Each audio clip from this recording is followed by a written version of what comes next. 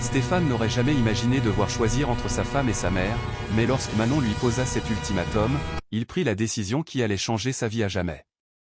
Ce qu'il ignorait, c'est qu'un étrange visiteur allait lui faire comprendre le véritable sens de l'honneur et du repentir.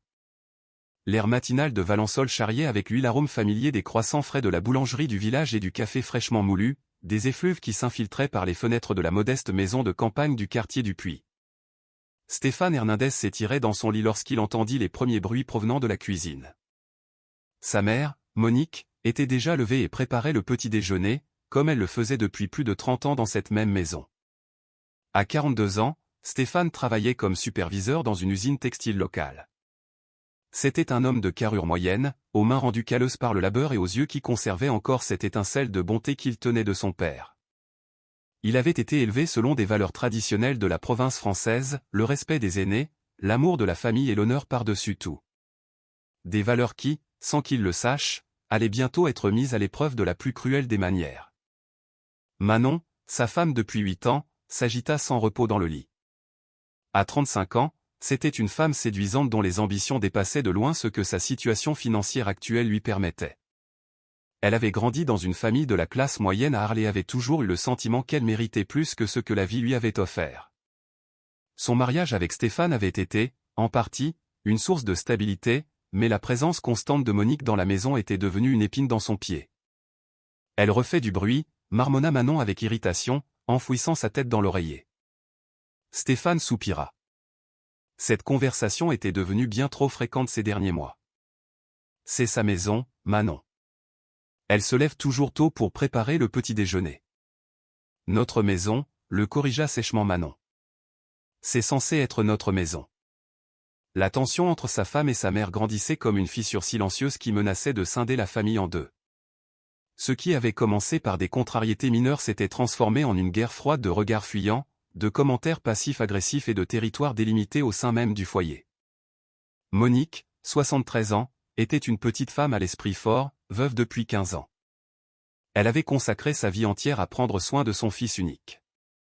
Après la mort de son mari, Antoine, Stéphane avait insisté pour qu'elle reste dans la maison de famille. C'était la chose à faire, ce que son père aurait voulu, ce que la tradition et son cœur lui dictaient. Mais Manon avait d'autres projets. Dans la cuisine, Monique faisait dorer des œufs brouillés tout en fredonnant doucement une chanson de Charles Aznavour.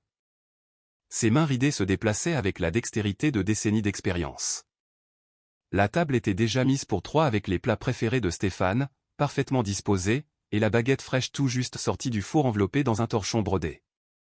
Les rayons du soleil matinal filtraient par la fenêtre de la cuisine, illuminant les pots de géranium que Monique entretenait religieusement.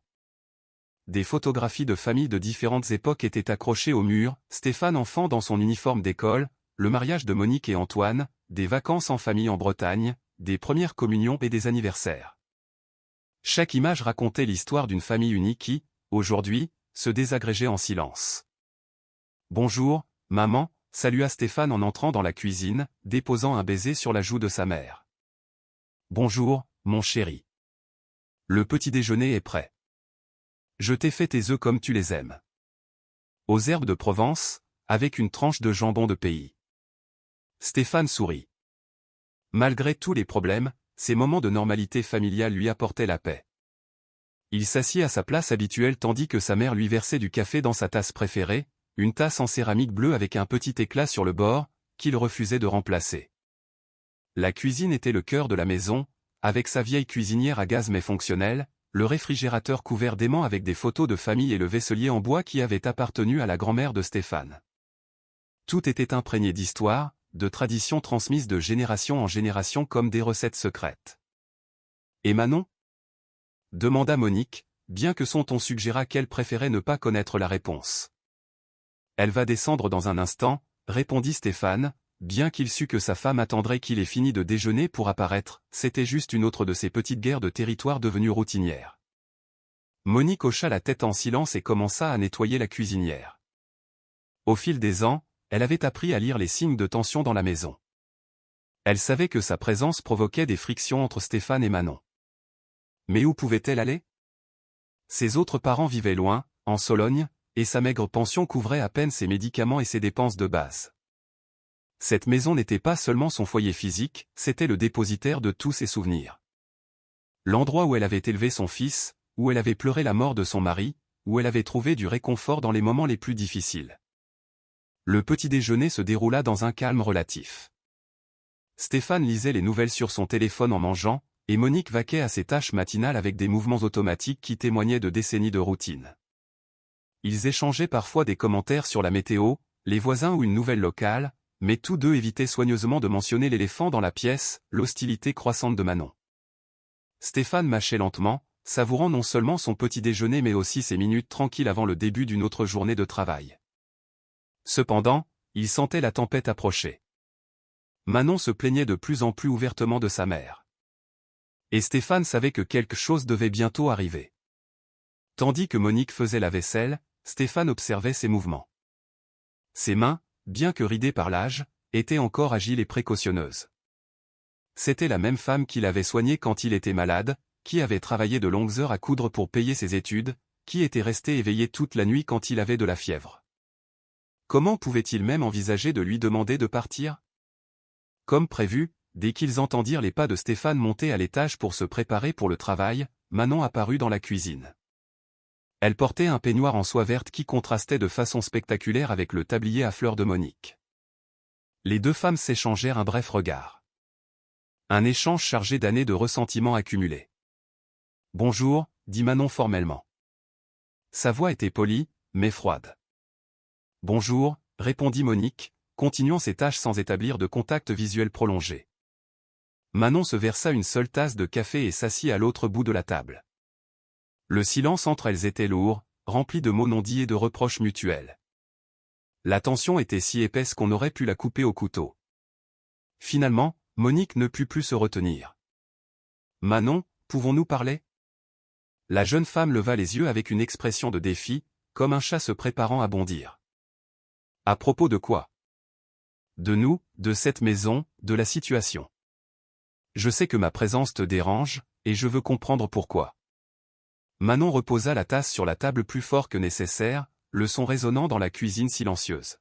« Votre présence ne me dérange pas, Monique. Ce qui me dérange, c'est que vous agissez comme si vous étiez la propriétaire des lieux, alors que Stéphane et moi sommes un couple marié qui a besoin de son espace. Cette maison est la mienne depuis plus de 30 ans, répondit Monique, la voix tremblante mais ferme. Ici, j'ai élevé mon fils, ici j'ai pleuré mon mari, ici j'ai construit toute ma vie. Et maintenant, Stéphane a une femme, l'interrompit Manon, les yeux brillants d'une dureté qu'elle montrait rarement. Une femme qui veut construire sa propre famille, qui veut de l'intimité dans son mariage, qui veut décorer sa maison comme elle l'entend, qui veut inviter des amis sans avoir à demander la permission à quiconque ni se sentir jugé pour chaque décision. Les mots de Manon frappèrent Monique comme un coup de massue. La vieille femme sentit sa gorge se nouer et des larmes commencèrent à monter à ses yeux. Pendant des années, elle avait essayé de maintenir la paix, de ne pas trop s'immiscer, de trouver un équilibre impossible entre être une mère et ne pas gêner. « Je ne me suis jamais immiscée dans leur mariage, » dit-elle, la voix brisée, les mains tremblant légèrement. « J'ai essayé de respecter leur espace, de ne pas me mêler de leurs décisions. » Votre simple présence interfère, répondit Manon sans pitié. Chaque mot était soigneusement choisi pour blesser. Stéphane ne pourra jamais être complètement à moi tant que vous serez là. Il sera toujours le petit garçon de sa maman au lieu d'être mon mari. Il comparera toujours ma cuisine à la vôtre, mes décisions à ce que vous feriez, ma façon de m'occuper de la maison à la vôtre. Le bruit de la douche s'arrêta à l'étage, signalant que Stéphane allait bientôt descendre. Manon se leva et se dirigea vers les escaliers, mais s'arrêta et se tourna vers Monique avec une expression qui mêlait détermination et quelque chose de proche de la cruauté. « Cela ne peut plus durer, Monique. Quelque chose doit changer. Et bientôt. » Lorsque Stéphane descendit 15 minutes plus tard, vêtu de sa chemise de travail et des chaussures cirées que Monique avait nettoyées pour lui la veille, il trouva sa mère assise à table, les yeux rouges et les mains tremblantes autour de sa tasse de tisane à la camomille. La vaisselle du petit déjeuner n'était pas encore faite, ce qui était inhabituel pour elle. « Que s'est-il passé, maman ?» demanda Stéphane, bien que son ton indiquât qu'il soupçonnait déjà la réponse. « Rien, mon garçon, je suis juste un peu fatigué, » mentit Monique en essayant de se ressaisir. « Va travailler en paix. » Stéphane connaissait assez bien sa mère pour savoir que ce n'était pas vrai, mais il savait aussi que la presser ne servirait à rien quand elle était aussi bouleversée. Il lui dit au revoir d'un baiser sur le front, remarquant comment sa mère s'accrocha à lui une seconde de plus que d'habitude, comme si elle craignait que ce ne soit la dernière fois. En conduisant vers l'usine dans sa vieille Citroën 2CV, Stéphane ne pouvait chasser l'image de sa mère de son esprit.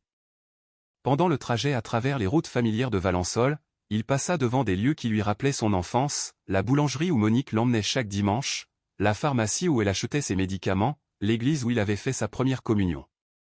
Tout cela faisait partie d'un monde qui semblait maintenant s'effondrer. À l'usine textile, Stéphane essaya de se concentrer sur ses responsabilités, mais l'image de sa mère en larmes se répétait dans son esprit comme un disque rayé. En tant que superviseur, il devait vérifier la qualité de la production, se coordonner avec les différents services et s'assurer que les quotas journaliers étaient respectés. C'était un travail qui exigeait une attention constante, mais ce jour-là, son esprit était partagé entre les machines à coudre et les problèmes familiaux. L'usine était un grand bâtiment bruyant, rempli du son constant des machines industrielles et des voix des ouvriers. Stéphane marchait entre les rangées de couturières. La plupart des femmes étaient d'âge mûr et le saluaient respectueusement. Certaines lui rappelaient sa mère, travailleuse, digne et habituée à se sacrifier pour leur famille. Pendant le déjeuner, il s'assit dans la petite cour de l'usine à côté de Philippe, son collègue et ami de plus de 10 ans. Philippe était un homme plus âgé, de 55 ans, qui avait vécu des situations similaires dans sa propre famille. C'était un de ces hommes qui avait grandi à l'âge d'or du machisme français, mais qui avait aussi dû s'adapter aux temps changeants et aux nouvelles attentes conjugales. « Tu as l'air soucieux, mon ami », observa Philippe en déballant son sandwich jambon-beurre, remarquant que Stéphane touchait à peine à sa nourriture. « Tout va bien à la maison ?» Stéphane soupira profondément, sentant le poids de devoir garder les apparences alors qu'à l'intérieur, il s'effondrait. Des problèmes à la maison. Manon et ma mère ne se supportent plus. Ah, le conflit classique belle-mère-belle-fille. Philippe hocha la tête d'un air entendu, comme s'il parlait de quelque chose d'aussi courant que la météo. Je suis passé par là il y a des années avec ma femme et ma mère. C'est comme une loi de la nature ou quelque chose du genre. Comment as-tu résolu ça ?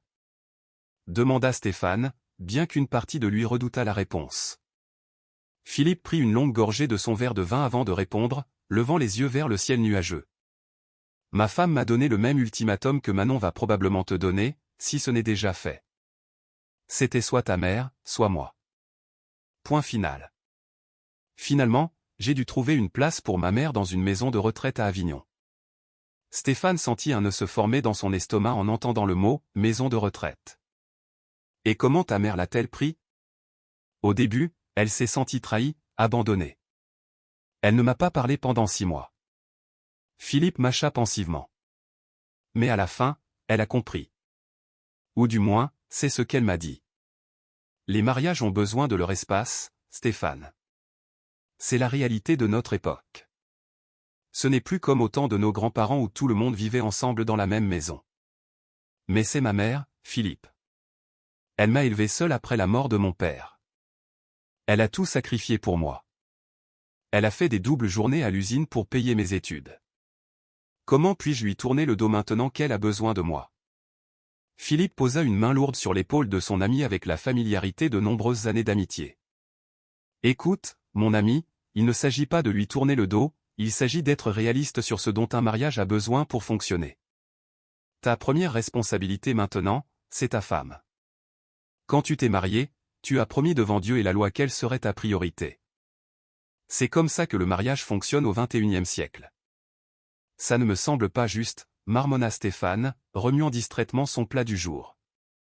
Beaucoup de choses qui sont justes ne semblent pas justes au début, répondit Philippe avec la sagesse de quelqu'un qui a pris des décisions difficiles. Mais pense-y de cette façon. Préfères-tu avoir un mariage heureux et une mère qui vit ailleurs mais en sécurité ? Ou préfères-tu avoir un mariage brisé et une mère qui se sent coupable d'avoir causé ton divorce ? Les mots de Philippe résonnèrent dans l'esprit de Stéphane pour le reste de la journée. Il y avait une logique froide dans ce que disait son ami, mais il y avait aussi une partie de lui qui se rebellait contre cette idée. Sa mère avait été son ancre toute sa vie, la seule constante après la mort de son père quand il avait 17 ans. L'idée de lui demander de quitter la seule maison qu'il ait jamais connue comme son foyer lui semblait cruelle et injuste. En supervisant la production du matin, Stéphane se perdit dans les souvenirs de son enfance. Il se souvint comment sa mère travaillait tard à coudre des vêtements sur commande pour pouvoir lui payer ses fournitures scolaires. Il se souvint des nuits où elle était restée debout pour le soigner quand il avait de la fièvre. Il se souvint comment elle avait pleuré de joie lorsqu'il avait obtenu son diplôme, sachant qu'elle avait réussi à lui donner une meilleure éducation qu'elle n'en avait jamais eue. Quand il rentra chez lui cet après-midi-là, la tension dans l'air était palpable. Manon était dans le salon à regarder un feuilleton à un volume plus élevé que d'habitude, tandis que Monique préparait le dîner dans un silence quasi complet. Stéphane tenta de maintenir une conversation normale pendant le repas, mais chaque tentative se heurta à des monosyllabes et des regards fuyants. Le dîner était un bœuf bourguignon, du riz et de la baguette. C'était le plat préféré de Stéphane, mais ce soir-là, il avait un goût de cendre. Monique avait cuisiné avec son soin habituel, mais il était évident qu'elle avait pleuré. Ses yeux étaient gonflés, et de temps en temps, elle soupirait profondément, comme si elle avait du mal à respirer. Manon, en revanche, mangeait avec appétit et faisait parfois des commentaires sur le feuilleton qu'elle avait regardé, comme si elle essayait de combler le silence gênant avec des banalités. Stéphane remarqua que sa femme évitait soigneusement de regarder directement sa mère. Après le dîner, tandis que Monique faisait la vaisselle avec des mouvements mécaniques, Manon fit signe à Stéphane de la suivre dans le jardin arrière. C'était un petit espace avec quelques plantes que sa mère entretenait soigneusement, des roses, des géraniums, de la menthe et un petit citronnier qui donnait des fruits toute l'année. Il y avait aussi une table en plastique blanche où ils avaient l'habitude de s'asseoir l'après-midi quand il faisait beau. La nuit était fraîche, et on pouvait entendre le murmure lointain de la circulation sur l'avenue principale. Les lumières de la ville projetaient une douce lueur dans le ciel, et des maisons voisines provenaient les sons des télévisions et des conversations familiales. « Stéphane, nous devons parler », commença Manon, son ton sérieux étant un prélude familier à une conversation difficile. « Je t'écoute », répondit-il. Bien que son estomac se préparât déjà au pire, Manon prit une profonde inspiration, comme quelqu'un se préparant à sauter d'une falaise. Elle avait l'air déterminée, comme si elle avait répété ce moment pendant des heures. « Je n'en peux plus. Je ne peux plus vivre comme ça. Avec ta mère ici, me sentant comme une étrangère dans ma propre maison, en compétition pour ton attention avec une femme qui ne m'accepte pas et ne m'acceptera jamais, vivant sous un jugement constant, sentant que tout ce que je fais est mal, selon ses normes. » Stéphane sentit le sol se dérober sous ses pieds. Il redoutait ce moment depuis des mois, mais espérait pouvoir le repousser indéfiniment. « Manon, s'il te plaît, ne recommençons pas ça. Ne m'interromps pas, continua-t-elle, sa voix se raffermissant et ses yeux brillant d'une détermination qu'il n'avait jamais vue auparavant. J'ai essayé d'être patiente, j'ai essayé de m'adapter pendant 8 ans, mais ça ne marche pas et ça ne marchera jamais. Ta mère me déteste, et je ne peux plus prétendre que la situation va s'améliorer comme par magie. Ma mère ne te déteste pas, Manon. Elle est juste habituée à ses façons. Stéphane, s'il te plaît. Je ne suis ni aveugle ni stupide, l'interrompit Manon avec exaspération. Je vois la façon dont elle me regarde quand j'entre dans sa cuisine. Je la vois soupirer quand je suggère de changer quelque chose dans la maison. Je l'entends parler du bon vieux temps où vous n'étiez que tous les deux. Elle me voit comme une intruse sur son territoire, comme la femme qui lui a volé son précieux enfant. Stéphane savait que Manon avait raison, du moins en partie. Sa mère n'avait jamais complètement caché sa préférence pour l'époque où la maison n'était que pour eux deux. Mais il comprenait aussi le point de vue de Monique. Après des décennies à être la maîtresse de maison, celle qui prenait les décisions concernant la cuisine, la décoration, les routines familiales, elle devait soudainement partager ce rôle avec quelqu'un qui avait des idées très différentes sur la façon dont les choses devaient être. « Que veux-tu que je fasse ?» demanda Stéphane, bien qu'il redoutât la réponse de toutes les fibres de son être. Manon le regarda droit dans les yeux sans ciller. Son expression était un mélange de détermination et de supplication. « Je veux que tu lui demandes de partir. » Les mots restèrent en suspens dans l'air comme une sentence de mort.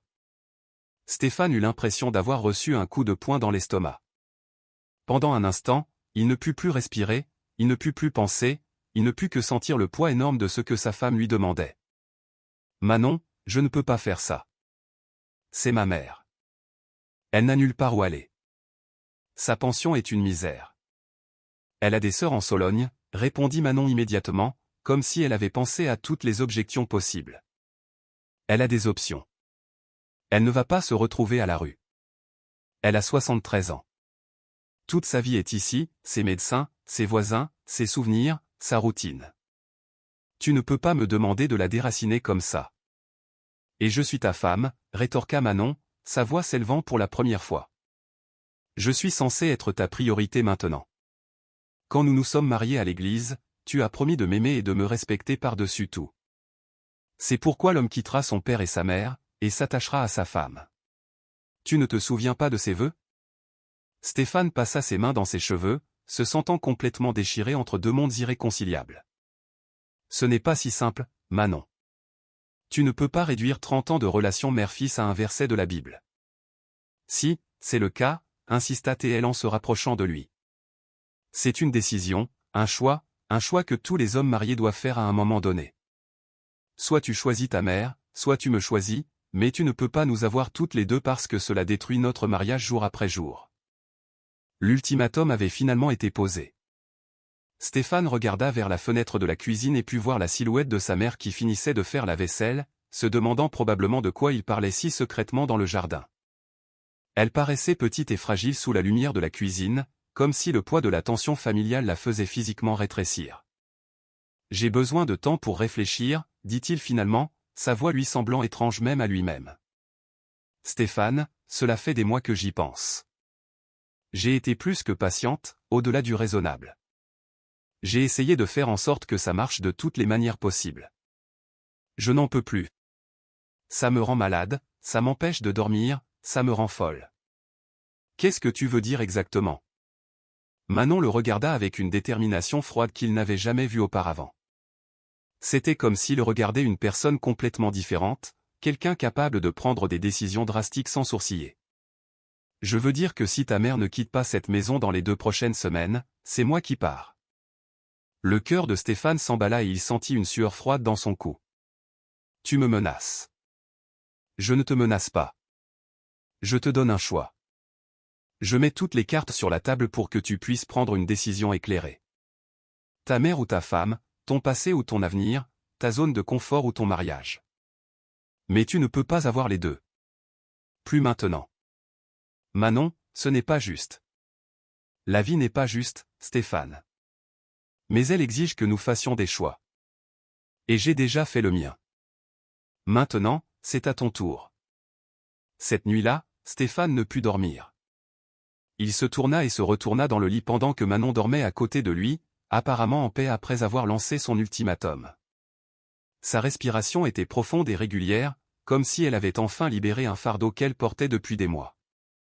À travers les minces murs de la maison, Stéphane pouvait entendre les petits bruits nocturnes que faisait sa mère, ses pas légers vers la salle de bain, le grincement de son vieux lit, sa toux occasionnelle qu'elle avait développée ces dernières années, des sons qui l'avaient accompagné toute sa vie, aussi familiers que sa propre respiration.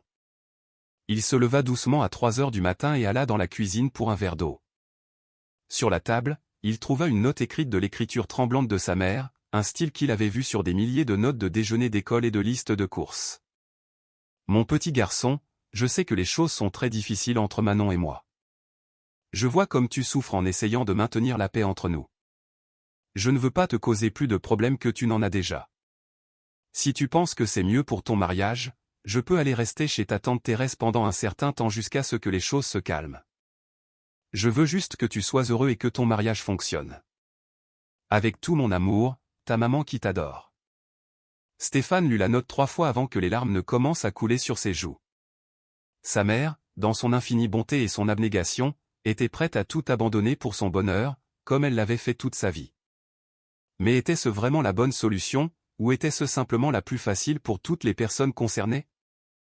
En retournant dans sa chambre, il passa devant la porte entr'ouverte de sa mère et la vit endormie, le chapelet encore entre les mains, une expression inquiète sur son visage que même le sommeil ne pouvait effacer complètement.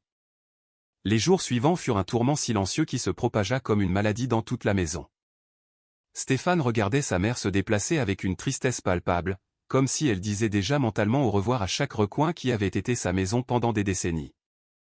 Manon, de son côté, semblait soulagée que la fin du conflit soit proche et traitait Stéphane avec une tendresse renouvelée qu'elle n'avait pas montrée depuis des mois.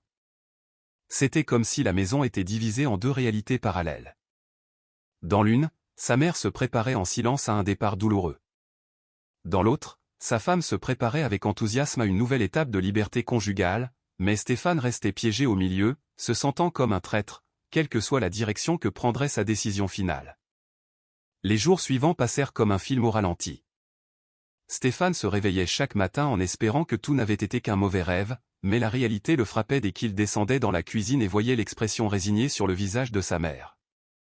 Monique continuait ses routines quotidiennes, mais il y avait quelque chose de différent en elle, comme si une lumière intérieure s'était lentement éteinte. Au travail, Philippe remarqua immédiatement le changement de comportement de son ami. Stéphane avait perdu du poids, avait de profondes cernes sous les yeux et semblait être en pilote automatique pendant ses responsabilités professionnelles. « Tu as déjà pris une décision ?» lui demanda-t-il pendant la pause de l'après-midi alors qu'il partageait une cigarette dans l'arrière-cour de l'usine. « Je crois que oui, » répondit Stéphane d'une voix sourde, contemplant l'horizon de Valençol. « Je pense que ma mère va devoir partir. C'est la bonne chose à faire, mon ami. Ça fera mal au début, mais à la fin, tout le monde s'en portera mieux. » « Tu crois ?» demanda Stéphane, cherchant désespérément une confirmation qu'il ne faisait pas la plus grosse erreur de sa vie. « J'en suis sûr.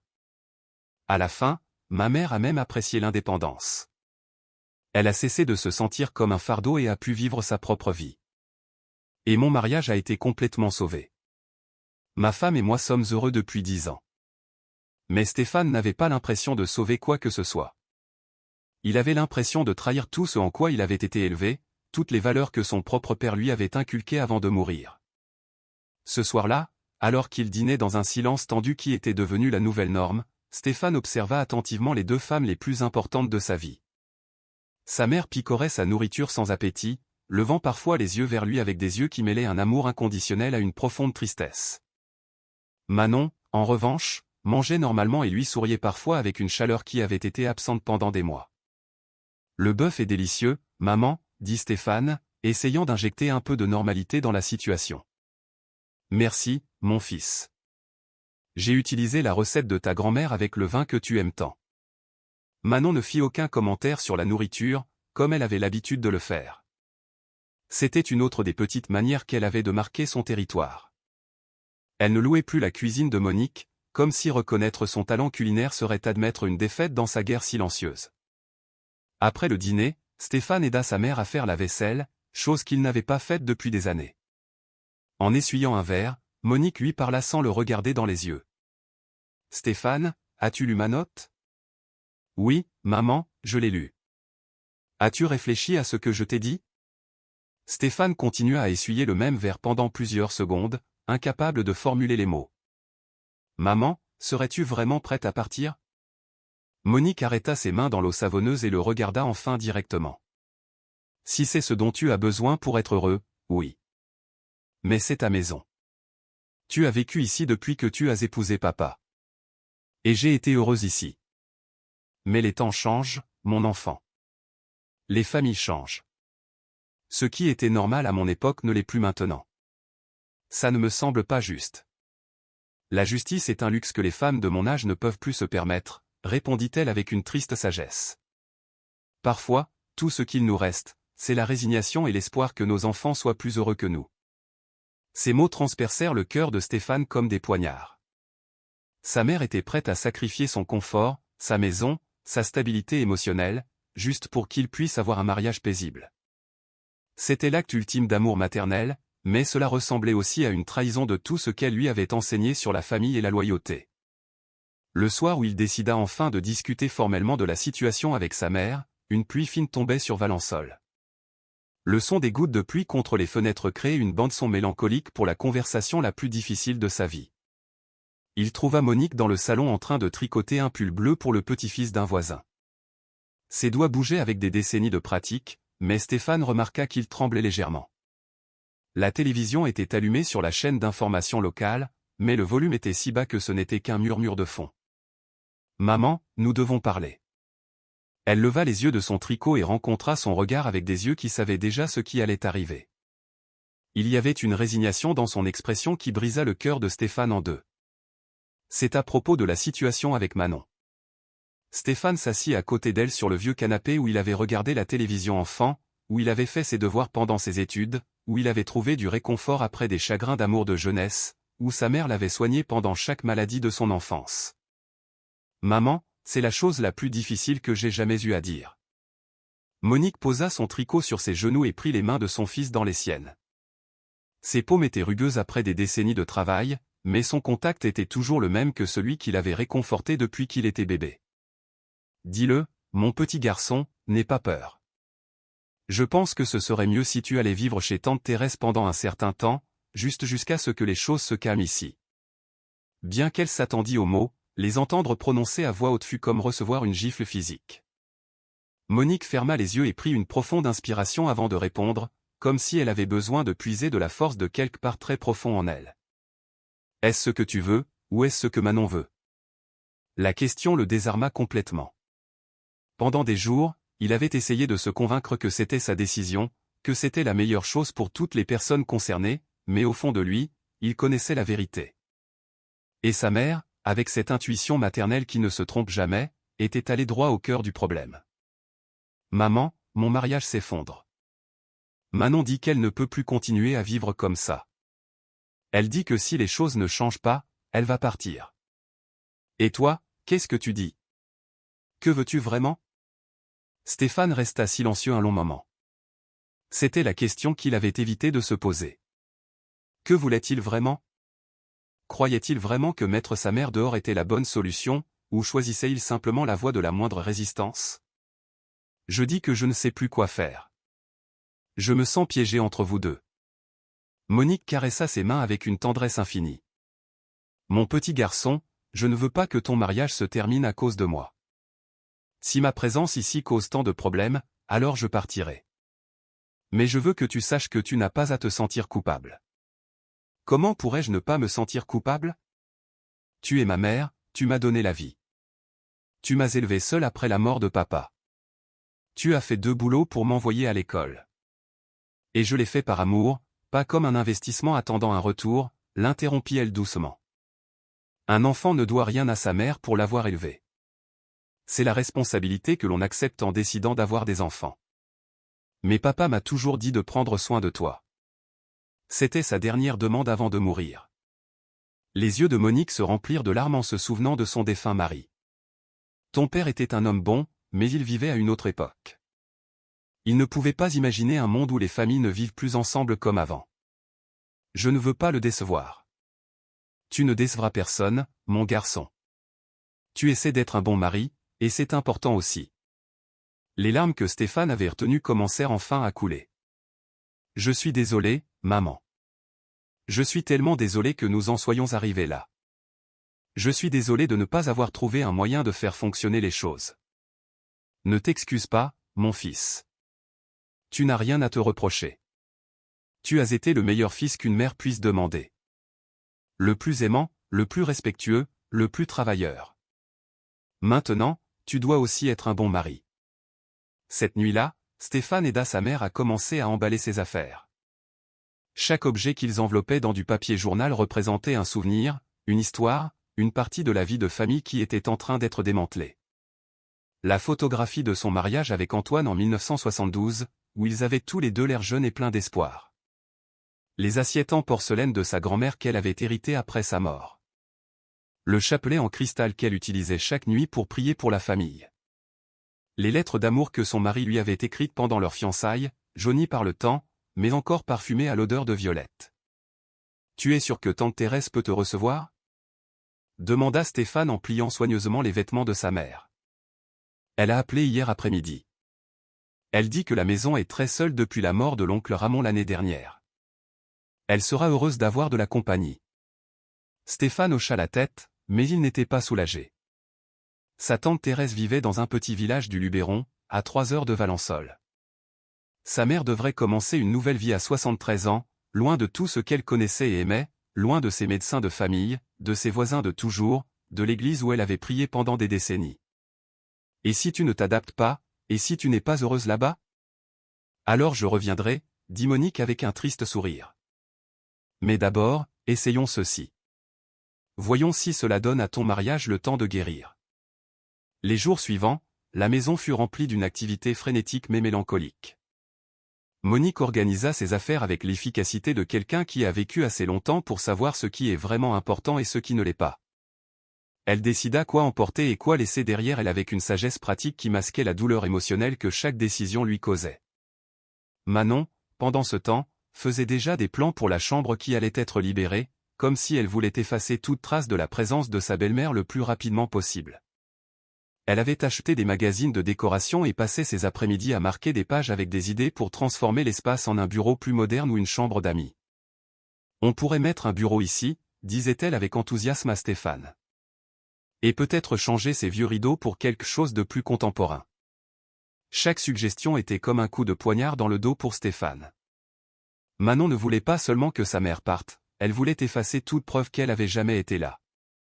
C'était comme si elle planifiait les funérailles de quelqu'un qui était encore en vie. Peut-être devrions-nous attendre un peu, suggéra faiblement Stéphane. Pour voir comment nous nous en sortons avec le changement. Stéphane, ta mère ne reviendra pas. Le plus tôt nous accepterons cette réalité et passerons à autre chose, le mieux ce sera pour tout le monde, y compris pour elle. La froideur avec laquelle Manon prononça ces mots fit que Stéphane la regarda comme si elle était une étrangère. Avait-elle toujours été aussi calculatrice, ou le processus de mise à la porte de sa mère avait-il révélé une facette d'elle qu'il n'avait jamais vue auparavant? La veille du départ de Monique, Stéphane la trouva assise dans le jardin arrière, regardant les plantes qu'elle avait soignées pendant tant d'années.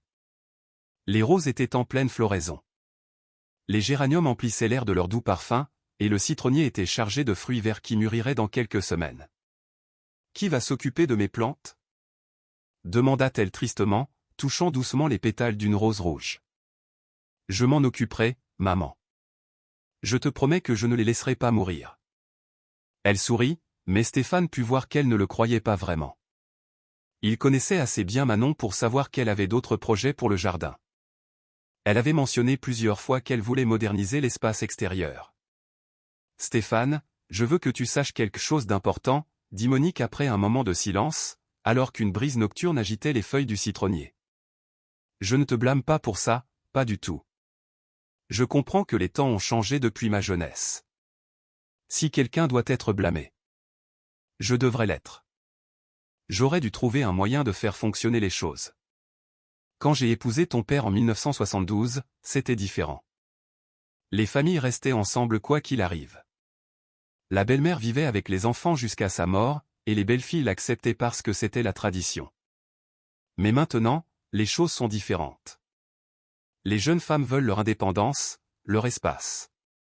Ça ne devrait pas être comme ça, marmonna Stéphane, se sentant comme s'il perdait une bataille contre des forces qu'il ne pouvait pas contrôler. Peut-être pas, mais c'est comme ça, et nous devons nous adapter ou souffrir inutilement.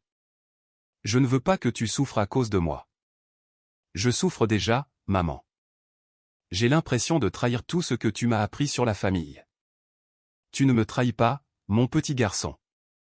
Tu essaies d'être un homme bon dans des circonstances difficiles. C'est ce qui compte.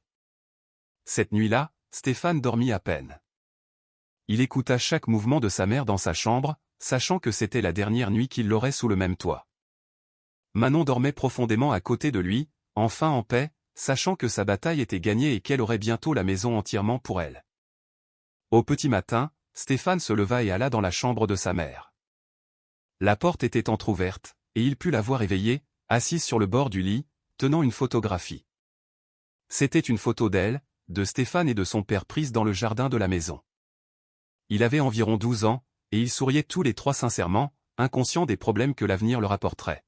« Je n'arrive pas à dormir », murmura Monique quand elle réalisa que son fils était à la porte. Stéphane entra et s'assit à côté d'elle sur le lit. « Moi non plus. Tu te souviens quand nous avons pris cette photo? C'était pour ton 12e anniversaire. Ton père avait fait des heures supplémentaires toute la semaine pour t'acheter ce vélo que tu voulais tant. Je me souviens. Il était rouge avec des bandes blanches, le plus beau du quartier. Tu étais si heureux ce jour-là, tu n'arrêtais pas de courir dans le jardin en le montrant à tous les voisins. » Ils restèrent silencieux quelques minutes, perdus dans les souvenirs de temps plus simples. Finalement, Monique reprit la parole. « Stéphane, je veux que tu me promettes quelque chose. Tout ce que tu veux, maman. Promets-moi que tu ne te sentiras pas coupable de ça. Promets-moi que tu seras heureux avec Manon et que vous construirez une belle vie ensemble. Maman. Promets-le-moi. C'est la seule chose que j'ai besoin d'entendre avant de partir.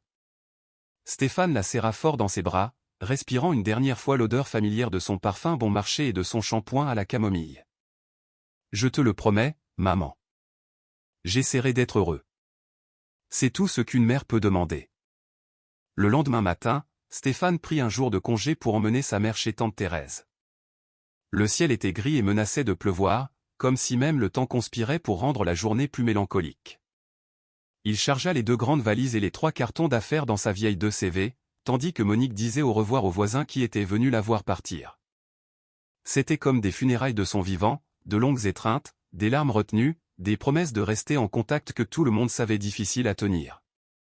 Madame Denise, la voisine d'à côté qui était l'amie de Monique depuis 15 ans, pleurait ouvertement.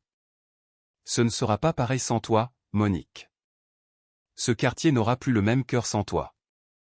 Prends soin de mes plantes si tu peux, Denise, et garde un œil sur Stéphane. Parfois, il oublie de manger quand il est préoccupé par le travail. Ne t'inquiète de rien, tout ira bien. Mais ses yeux disaient le contraire. Tout le monde savait que quelque chose de fondamental changeait dans le quartier, que le départ de Monique marquait la fin d'une époque. Manon lui dit un au revoir formel à la porte de la maison, sans étreinte ni larmes. Son attitude était polie, mais distante, comme si elle disait au revoir à une connaissance occasionnelle plutôt qu'à la mère de son mari.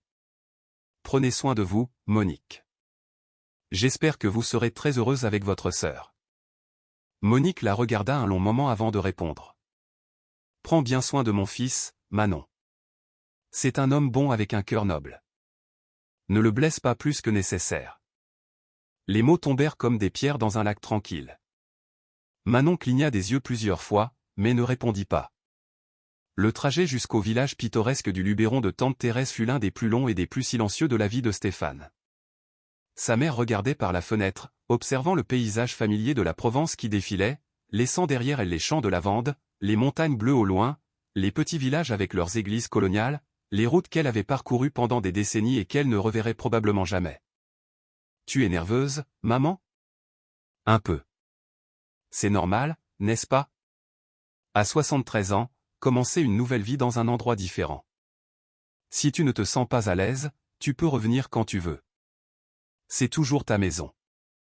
Monique le regarda tendrement, mais aussi avec une triste sagesse. Non, mon fils.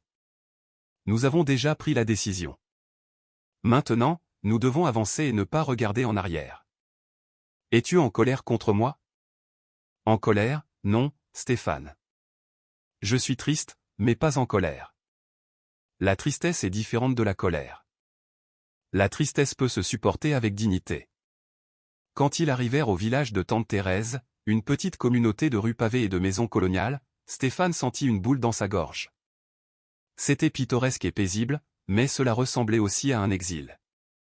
Sa mère devrait s'adapter à un rythme de vie complètement différent, à de nouvelles routines, à de nouveaux visages. La maison de tante Thérèse était modeste, mais accueillante, avec un petit jardin devant plein de bougainvilliers violets et l'arôme de cannelle et de café qui flottait des fenêtres ouvertes. Thérèse, une femme de 70 ans semblable à Monique, mais avec une énergie plus vibrante, les reçut à bras ouverts. « Monique, ma sœur, c'est si bon de t'avoir ici. Je t'ai déjà préparé ta chambre et ton plat préféré. Merci, Thérèse. J'espère que je ne te cause pas de problèmes. » Des problèmes ? Au contraire, cette maison est bien silencieuse depuis la mort de Ramon. Ce sera comme au bon vieux temps quand nous étions petites. Stéphane put voir une faible lueur d'espoir dans les yeux de sa mère. Peut-être, juste peut-être, ce déménagement ne serait pas aussi traumatisant qu'il l'avait craint. Après avoir déchargé les valises et s'être assuré que sa mère était installée dans la chambre qui serait sa nouvelle maison, le moment inévitable de leur dernier au revoir arriva. Ils se serrèrent dans les bras à la porte de la maison de tante Thérèse, sous le ciel gris, qui commençait enfin à laisser tomber ses premières gouttes de pluie. « Je viendrai te voir tous les week-ends, promit Stéphane. Bien qu'il sût que Manon n'en serait pas heureuse. Tu n'es pas obligé, mon fils. Tu as ta vie, ta femme, ton travail. Je serai bien ici avec Thérèse. Maman, tu es la chose la plus importante dans ma vie. Tu l'as toujours été. Et toi dans la mienne. Mais maintenant, Manon doit l'être aussi. C'est ainsi que les choses doivent être. Ils se serrèrent une dernière fois, et Stéphane eut l'impression de dire au revoir à plus que sa mère. Il disait au revoir à une partie de lui-même, à son enfance, à ses valeurs les plus profondes, à tout ce qu'il pensait savoir sur l'honneur, la famille et la loyauté. En rentrant à Valençol, sous la pluie maintenant plus forte, Stéphane se sentit complètement vide à l'intérieur. Il avait fait ce que Manon voulait, ce que Philippe avait conseillé, ce qui semblait être la bonne chose à faire selon les normes du mariage moderne. Mais cela ne ressemblait pas à un triomphe, cela ressemblait à la plus grande trahison de sa vie. Quand il arriva à la maison cette nuit pluvieuse, Manon l'attendait avec un dîner spécial et une attitude aimante qu'elle n'avait pas montrée depuis des mois. Elle avait préparé un coq au vin, son plat préféré, et avait mis des bougies sur la table de la salle à manger. La maison semblait étrangement silencieuse, sans les bruits familiers de Monique, sa toux douce, ses pas dans l'escalier, le murmure de ses prières nocturnes. « Comment ça s'est passé ?» demanda Manon en lui servant l'assiette avec un sourire qui se voulait réconfortant, mais qui n'atteignait pas tout à fait ses yeux. « Bien, elle est installée chez ma tante, » répondit Stéphane automatiquement, bien que sa voix semblât creuse même à lui-même. Les jours suivants établirent un nouveau rythme dans la maison, un rythme qui semblait artificiel et forcé. Stéphane se réveillait sans l'arôme du café fraîchement préparé et des œufs de sa mère. Manon semblait plus heureuse que jamais, commençant immédiatement les changements qu'elle avait prévus depuis des mois. La chambre de Monique fut complètement vidée et convertie en un bureau moderne. Dans le jardin, les plantes que sa mère avait soignées pendant des décennies furent arrachées et remplacées par un design plus contemporain. Chaque changement était comme une nouvelle trahison de la mémoire de sa mère, mais Stéphane s'enfonçait chaque jour un peu plus dans une tristesse qu'il ne pouvait partager avec personne. La culpabilité le rongeait comme de l'acide, surtout la nuit quand il se souvenait de l'expression résignée de sa mère en emballant ses affaires. C'est à cette période de changement rapide que quelque chose d'inattendu commença à se produire. Stéphane commença à faire des rêves très vifs de sa mère, des rêves qui le remplissaient d'une étrange paix, mais aussi d'une urgence croissante. La réponse à cette urgence vint une nuit de pluie. Exactement un mois après le départ de sa mère, Stéphane était rentré du travail plus tard que d'habitude. Il arriva à la maison trempé, fatigué et affamé. Mais la maison était sombre. Manon était sortie avec ses amis et avait laissé une note. « Je suis allé dîner avec les filles. Il y a de la nourriture surgelée dans le réfrigérateur. » Il resta dans la cuisine silencieuse à regarder la note. C'était la première fois de sa vie d'adulte qu'il rentrait dans une maison complètement vide. Sans personne pour se soucier de lui, il fit chauffer une soupe instantanée et s'assit seul à la table de la salle à manger. La maison ressemblait à un mausolée, belle, bien rangée, mais complètement sans vie. C'est alors qu'il entendit frapper à la porte. Quand il alla ouvrir, il ne trouva personne à la porte d'entrée. Il sortit sous la pluie, mais ne vit toujours personne.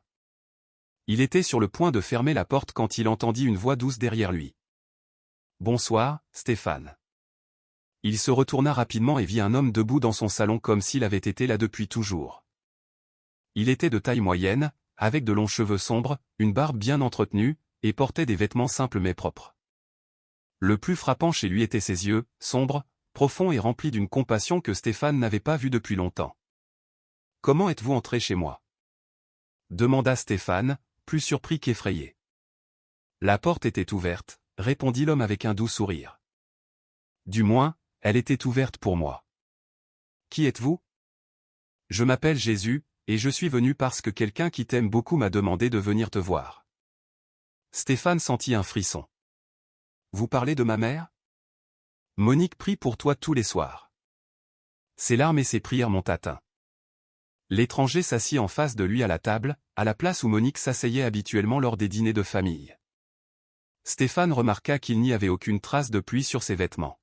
« Es-tu heureux, Stéphane ?» La question le frappa comme un coup de massue. « Je ne sais pas, » répondit-il avec une honnêteté qui le surprit lui-même. « Sais-tu pourquoi tu ne sais pas ?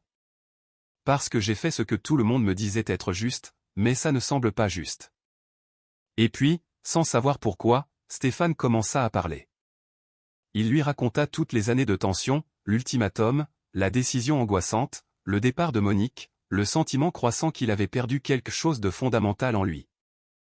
Jésus écouta sans interrompre, sans juger, simplement présent d'une manière que Stéphane n'avait pas expérimentée depuis longtemps. Penses-tu avoir fait ce qu'il fallait? Demanda doucement Jésus. Tout le monde me dit que oui. Mais je ne te demande pas ce que tout le monde dit. Je te demande ce que tu crois au plus profond de ton cœur. Je crois que j'ai abandonné la personne qui m'aime le plus au monde pour plaire à quelqu'un qui ne m'aime que conditionnellement. Jésus sourit tristement. C'est une observation très sage. Sais-tu ce qui fait le plus mal dans tout ça? Quoi? Que ce n'était pas nécessaire. Qu'il y avait une autre façon de gérer cette situation. Quelle autre façon? Jésus se pencha en avant. T'es-tu déjà demandé pourquoi Manon voulait vraiment que ta mère parte? Parce qu'elle disait que nous ne pouvions pas avoir d'intimité, c'étaient ses mots. Mais quelle était sa vraie peur? Stéphane fronça les sourcils, réfléchissant. La peur de Manon n'était pas celle de ta mère, Stéphane. C'était la peur de ne pas être assez pour toi. C'était la peur que tu ne l'aimes jamais autant que tu aimes ta mère. Les mots frappèrent Stéphane comme une révélation. Ta responsabilité était d'être le pont entre les deux femmes que tu aimes, pas le juge qui décide entre elles.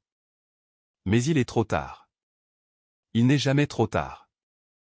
Jésus tendit la main. Donne-moi ta main.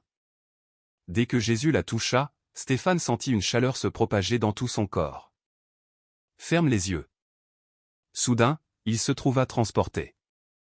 Il se tenait sur le porche de la maison de tante Thérèse. Il pouvait voir sa mère à l'intérieur, assise près de la fenêtre, tricotant et pleurant en silence. La vois-tu? Oui. Ta mère se meurt lentement de tristesse, Stéphane. Pas à cause du déménagement, mais parce qu'elle croit avoir perdu son fils pour toujours. Stéphane vit que sa mère avait perdu du poids. Elle avait de profondes cernes sous les yeux, et ses mains tremblaient plus que d'habitude. Pendant ce temps, ta mère passe ses journées à se demander ce qu'elle a fait de mal, pourquoi son fils unique n'a plus besoin d'elle. Les images s'estompèrent, et Stéphane ouvrit les yeux, de retour dans sa salle à manger. Maintenant, tu comprends le véritable coût de ta décision. Stéphane pleurait. Oui, mais je ne sais pas comment réparer ça. Veux-tu vraiment le réparer? Plus que tout au monde. Alors tu dois être prêt à payer le prix d'être complètement honnête. Jésus lui montra alors une autre vision. Stéphane parlant honnêtement avec Manon. Des conversations difficiles, sincères. Des limites claires, mais avec amour. Une famille qui fonctionnait parce que chacun comprenait sa place. Es-tu prêt à risquer ton mariage pour sauver ton âme? Stéphane pensa à sa mère pleurant seule sur des promesses brisées. Oui, je suis prêt. À ce moment, le son des clés dans la serrure se fit entendre. Manon était de retour. Stéphane se retourna, et quand il regarda à nouveau Jésus, il avait disparu. À sa place se trouvait une petite rose rouge. Stéphane. Appela Manon depuis l'entrée. Stéphane se leva, mettant la rose dans sa poche. J'arrive, mon amour. Nous devons parler. Manon entra dans la pièce avec un sourire, mais quand elle vit l'expression sérieuse de Stéphane, son visage changea. Qu'est-ce qui ne va pas? Tu vas bien? Stéphane prit une profonde inspiration. Manon, j'ai fait une terrible erreur et je dois la réparer. De quoi parles-tu? De ma mère. Je n'aurais pas dû la mettre à la porte. C'était la décision la plus lâche et la plus cruelle de ma vie. Le visage de Manon se durcit immédiatement. Stéphane, nous en avons déjà parlé. C'était la bonne chose à faire. Non, ce ne l'était pas. Et tu le sais. Au fond de toi, tu sais que ce que nous avons fait était mal. Nous n'allons pas recommencer. Ma mère est en train de tomber malade de tristesse. Elle se meurt parce qu'elle pense que je l'ai abandonnée. Ta mère va bien. Elle est avec sa sœur.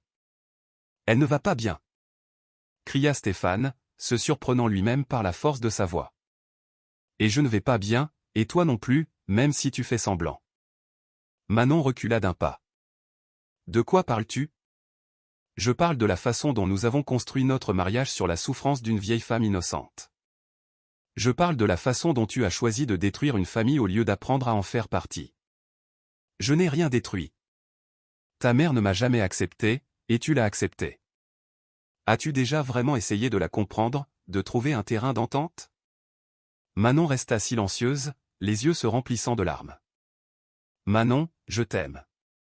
Je t'aime de tout mon cœur, mais je ne peux plus vivre avec cette culpabilité.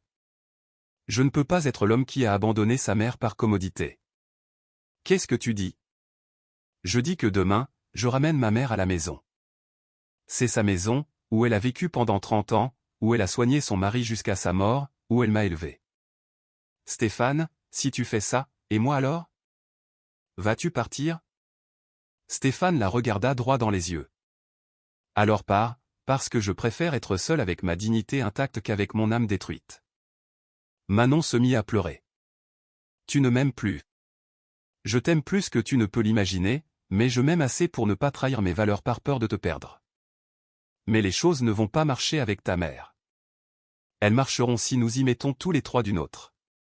Elles marcheront si nous fixons des limites claires, mais respectueuses. Elles marcheront si nous choisissons l'amour plutôt que l'orgueil. Stéphane s'approcha de Manon et lui prit les mains. Manon, je peux être le mari dont tu as besoin et le fils que ma mère mérite, mais pour que cela se produise, j'ai besoin que tu changes aussi. Qu'est-ce que tu veux de moi? Je veux que tu donnes une vraie chance à ma mère. Je veux que tu reconnaisses qu'elle n'est pas ton ennemie, mais une femme âgée qui veut juste se sentir utile et aimée. Manon pleurait en silence. J'ai peur, Stéphane.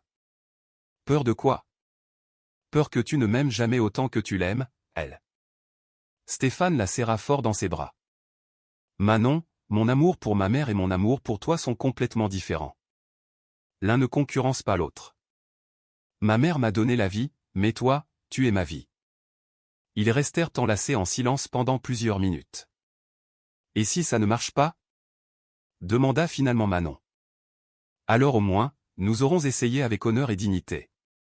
Manon s'écarta et le regarda dans les yeux. Penses-tu vraiment que nous pouvons y arriver? Avec de l'aide. Oui. Je pense que nous le pouvons. Quel genre d'aide? Stéphane pensa à Jésus, à ses paroles sages, à la paix qu'il avait ressentie en sa présence. Le genre d'aide qui vient quand on en a vraiment besoin. Le lendemain, Stéphane demanda un jour de congé et se rendit au village de sa tante. Pendant le trajet, il sentit une présence familière à côté de lui, comme si Jésus était avec lui. Il trouva sa mère plus mince et plus fragile qu'il ne s'en souvenait. Mais quand il lui expliqua qu'il était venu la ramener à la maison, ses yeux s'illuminèrent comme il ne l'avait pas fait depuis des mois. « Es-tu sûr, mon petit garçon? Et Manon? Manon t'attend à la maison. Elle veut te demander pardon. » Monique se mit à pleurer. Je veux aussi m'excuser auprès d'elle. Quand ils arrivèrent à la maison à Valençol, Manon les attendait à la porte. Elle avait préparé le plat préféré de Monique et avait remis quelques-unes de ses photos de famille dans le salon. Les retrouvailles furent émouvantes. Les deux femmes pleurèrent, s'excusèrent mutuellement et, pour la première fois depuis des années, se parlèrent en tant qu'êtres humains au lieu d'ennemis. « Monique, dit Manon d'une voix tremblante, je n'ai jamais voulu vous faire de mal, j'avais juste peur. Et je n'ai jamais voulu te faire sentir mal à l'aise dans ta propre maison, ma fille. J'avais peur aussi. » Ce soir-là, pour la première fois depuis longtemps, ils dînèrent tous les trois ensemble. La conversation était un peu forcée au début, mais devint progressivement plus naturelle. Au cours des semaines suivantes, ils établirent de nouvelles routines et de nouvelles limites. Monique aidait à la cuisine mais respectait les décisions de Manon en matière de décoration et de repas spéciaux. Manon, à son tour, demandait conseil à sa belle-mère sur les recettes traditionnelles et l'incluait dans les décisions familiales. Stéphane devint le pont qu'il aurait toujours dû être, arbitrant les désaccords et s'assurant que les deux femmes se sentaient valorisées et respectées. Tout n'était pas parfait. Il y eut des moments de tension, des malentendus et des disputes mineures, mais la différence était que maintenant, il les résolvait par le dialogue au lieu du ressentiment. Un soir, alors que Stéphane aidait sa mère à arroser les nouvelles plantes qu'ils avaient plantées ensemble dans le jardin, un compromis entre les préférences des deux femmes, Monique lui parla doucement. « Mon petit garçon, sais-tu ce que j'aime le plus dans tout ça? » « Quoi, maman? » ?»« C'est que j'ai retrouvé mon fils. Pendant ces mois où j'étais chez ta tante, j'avais l'impression d'avoir perdu non seulement ma maison, mais aussi ma place dans ta vie. Tu n'as jamais perdu ta place, maman. J'ai juste perdu mon chemin pendant un moment. Qu'est-ce qui t'a aidé à le retrouver? Stéphane sourit, se souvenant de cette nuit pluvieuse et de la présence réconfortante qu'il sentait encore de temps en temps. Quelqu'un m'a rappelé que le véritable amour ne divise pas, il multiplie. 6 mois plus tard, la maison du quartier du Puy était complètement différente.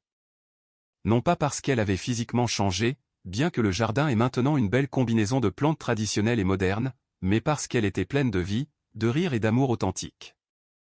Manon avait appris à faire le bœuf bourguignon en utilisant la recette de Monique, mais elle y avait ajouté sa touche personnelle, que même sa belle-mère admettait améliorer le plat.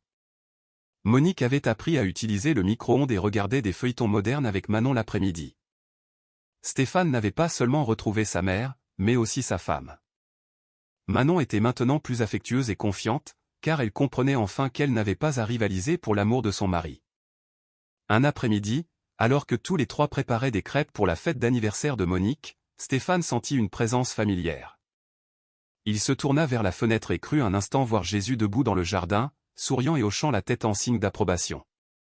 Quand il cligna des yeux, la silhouette avait disparu, mais à sa place se trouvait une rose rouge parfaite qui avait fleuri de nulle part sur le rosier qu'il pensait mort. « Regardez !» s'écria Monique avec enthousiasme.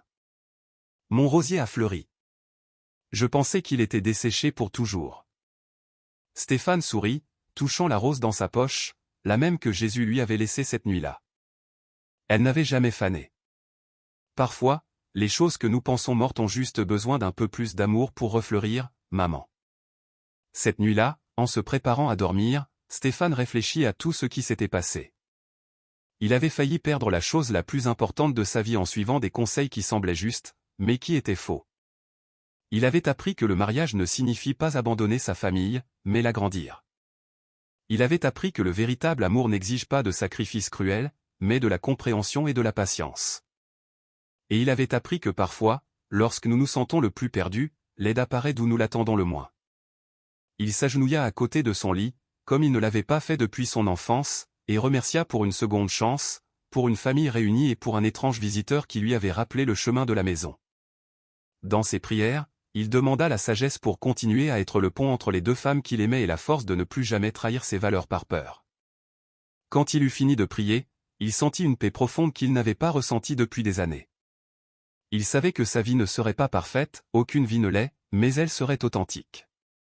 Et dans la pièce saine, où 3 chaises entouraient une table à nouveau mise pour toute une famille, une 4e chaise restait vide, comme si elle attendait un visiteur qui serait toujours le bienvenu, mais qui n'était peut-être plus nécessaire, car Stéphane avait appris la leçon la plus importante de toutes, que le véritable amour ne divise pas, mais multiplie, et qu'il n'est jamais trop tard pour faire ce qui est juste quand le cœur est prêt à changer. La fin. Et vous, que feriez-vous à la place de Stéphane ? Cette histoire nous rappelle que les décisions les plus difficiles de la vie ne sont souvent pas entre le bien et le mal, mais entre deux manières différentes d'aimer. Stéphane a dû apprendre qu'il n'avait pas à choisir entre sa mère et sa femme, mais à trouver un moyen de les honorer toutes les deux. Avez-vous déjà été confronté à une situation similaire ? Avez-vous déjà dû choisir entre des personnes importantes dans votre vie ? Racontez-nous votre expérience et comment vous l'avez résolue dans les commentaires. Si cette histoire a touché votre cœur, n'oubliez pas de mettre un like et si elle vous a ému, de commenter votre partie préférée, de vous abonner pour plus d'histoires qui changent la vie, et de la partager avec quelqu'un qui a besoin d'entendre ce message. Rappelons-nous toujours que le véritable amour ne nous demande pas d'abandonner nos proches, mais plutôt d'apprendre à mieux les aimer tous. Quel a été le moment le plus émouvant de l'histoire pour vous ? Pensez-vous que Stéphane a pris la bonne décision à la fin ? Dites-nous ce que vous en pensez.